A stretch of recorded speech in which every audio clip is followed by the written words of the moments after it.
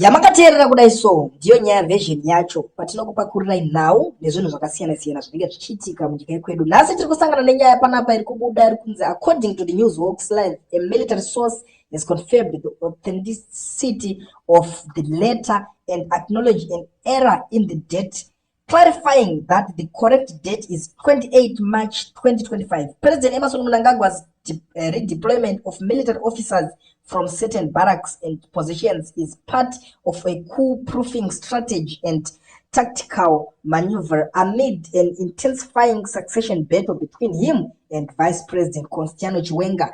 Panapa nyaya iri kuitika hama dzadiwa ndezvekuti vanhu ava vari kupanika zvisingatomboite maiwi, pari kutyiwa ende vanhu ava vari kutya. Ndo zvinhu zviri kuitika iko zvinezvi. Saka pave kungonzi nhasi pakabuda pachinzi ari kuda kudzingwa, mangwana pambobuda panzi ndiye here wacho ari kuda kudzingwa kana kuti poitwa sei. Ndo nyaya dziri kunetsa dzatiri kuona panapa dziri kuitika. Hameno kuti makatarisawo nyaya iyi imimi semhuri yeZimbabwe munoionawo sei nyaya iyoyi? Nekuti inini ndakaitarisa inyaya yekuti yatondiremerawo chaizvo, nyaya yekuti iri kutotivhurirawo hombe ende tiri kuita kukatyamadza chaizvo. Inyaya yekuti yatikatyamadza ndo nyaya iri panapa. Ndangoni ndingopfuura nepanapa muzondiudzawo kuti imimi muri kuionawo sei nyaya yatava takakubatirai pachanel yenyu yemhando yepamusoro, nyaya version yatinokupai nhau dziri paversion. Zvakakosha, tell a friend to tell a friend kuti vagare vajoina chirongwa chatinoiva nacho pano kuitira kuti mangwana muwande muzonzwa nyaya dzacho pamwe chete, musazoite zvekuudzana makuwa. Zviri kwazvo kuti some people were outstanding, I agree, but isusu inini personally takatoshanda pane vanhu vakatofa pamberi pangu apa vachiridzirwa futi ndakatarisa, asi takanga tine chinangwa chekuti tichazogara, taida kuti tinyatsogare zvakanaka tive nerusununguko. Saka zvaitotaurwa naSmith zvange zviri chokwadi kuti ava vanhu vanga vari materrorist because they are terrorizing. Zvisina kumboitwa naSmith ndo zvavari kutotiita izvezvi. Saka vanhu ava they are very evil, they are very bad, and I don't think they were born vakaita zvekudona, because dai vanga vari vanhu vakabarwa chaivo chaivo havaimboita zvinhu zvavanoita izvo, vakaita zvinhu zvakaipa. And unoziva from now ndaakutanga kutounderstanda kuti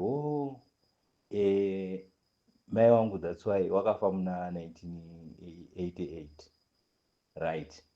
But I didn't understand, ndakarwadziwa that time.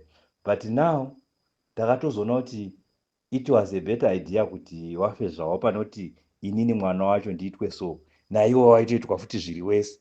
Funga kuti kushungurudzwa kwamai nevana asi vari powerless to do anything, nevanhu vanga vachibatsira. ZANU-PF yakaya zvinhu zvedu nhasi inotodada so vachipfachura mari vachiita seya, but tisi takaisapota. Vari kutonzi magamba aka inyaya yekunyorwa nekupublicizwa. That's why uchiona kuti kana paredhiyo paya vanoshandisa chipropaganda. TV yana Radio Zimbabwe haisi redhiyo yevanhu, iyi ndiyo redhiyo dzevanhu, iri pavanhu chaipo chaipo, zvokuti dai yange iri nyika yakasununguka taiti bvisai zvinhu zvese izvi zvana ZBC zvana Star FM zvana chichi muise chinonzi redhiyo yevanhu kuti chii. Apa handisi kukambena kuti ndibude zvangu, asi chero ndikasabuda ndozova kuti iwe unenge uchikonzida wega, unotoziva kuti izvi zviri relevant kuti ndiise kuti zvinzikwe nevanhu, izvi time yacho chichi, izvozvo ndezvako, nokuti ndinotoimba kuti iwe basa unorigona, ndiwe wakakodzera kunzi TV yevanhu, kwete zvimwe zvese zvandinoona zviri kunoku zvinoita kumanikidzirwa kubhadhira mutero. Inini kuti ndiwe apa haundimanikidzwi, asi ndinotouya ndinobhadhira, ndototsvaga dhata rangu kuti ndikuone, kuti ndinzwe kuti wauya nei, uri kuti chii, ndoona futi zvine musoro, ndoona kuti ndiye munhu ari kubva kuvanhu, kwete vanoswera vachiti hanzi tiri magamba kutuka president. Chii chinonzi president? President chizita chinoiswa chekuda kuti president, otherwise it's a crime, izita rediscrimination, rekudiscriminata vamwe vanhu kuti wagodzvanyirirwa wagobatwa zvisiri izvo, iwo achidya futi kune vanhu. Ungati munhu anotenga mazimota ese aya marodhi akashata kudai so, anotenga zvinhu zvakasiyana, anoita zvinhu zvakasiyana siyana zvakashata, anoita mapati chichi zvakashata zvega zvega, asingafungi kuti kuna vanhu vakafira nyika ino, asingafungi izvozvi zvimeremere ese kuitwa nenyika yese. Hapana munhu anotouya achitoti tokuweza, andiri kuona. Does that make sense? Anzi tokuweza, tokusvasvanga, tiri warakashi, ukurakashani isusu takatorwira twese tofanira tiri kuti hanzi torakashani takatozouya nyika ino ichirwira. Just imagine vana tongogara, just imagine vana Chitepo, ivo vana mbuya nehanda. Mbuya nehanda vonge watoti tigare nepfuti dzedu kuti tizvisunungure, ivo vakauya vakatora pfuti dzedzi tisingazivi kuti hakusi, because hazvireva kuti kana ndikagara nepfuti ndobaya munhu kaizvozvi tine matemo wakambozva kuti tagara tichitema ne. Asi inyaya bedzi yekuti waiziva kuti wada kuti waroda kuzotibira tichibatika nyore nyore tichiitwa madiro handitoona. So rako kuti audio yangu inenge yaita sekurebesa, asi kutorwadziwa nekuti kana ndasvika patv yevanhu notonyatsotaura wakaita sei, wakasununguka. Zvasiyana nana ZBC yekuti vanhu vanoita kusimwa kuti endai mundomirapo, ndinouya ndichizokubvunzai ipapapo, mumwe ndudzi endai mundomiroko. Haisi redhiyo yevanhu, chihamheno zvipropaganda zvakabvira kudhara nana Jonathan Moyo neichi chekusakama musoro ichi nanana izvo ana Nick Mangwana ndo vanotonzi vanhu ivavo. Ende futi usazorespekte munhu ukanzwa kuti akafunda, ukanzwa kuti profesa kana achidaidza mazita ekufunda, mazita ekuda kudiscriminata vanhu, ekuda kuzviita more people than others. Saka maZimbabwean must learn not to respect those people because they are there to discriminate you, kuti vadye zvinhu zvenyika ino zvatakapiwa equally naMwari. Makadii hama dzangu, inini maona andozviita zvangu nenjere dzangu ndakatarisa mukati menyika yedu yeZimbabwe. Munhu asina zvaanoziva zvachose nezvepolitics ndiChamisa. Chamisa anourayisa vanhu, kana kuti anourayisa vanhu haana chaiko chaiko pakufunga, zvinorwadza.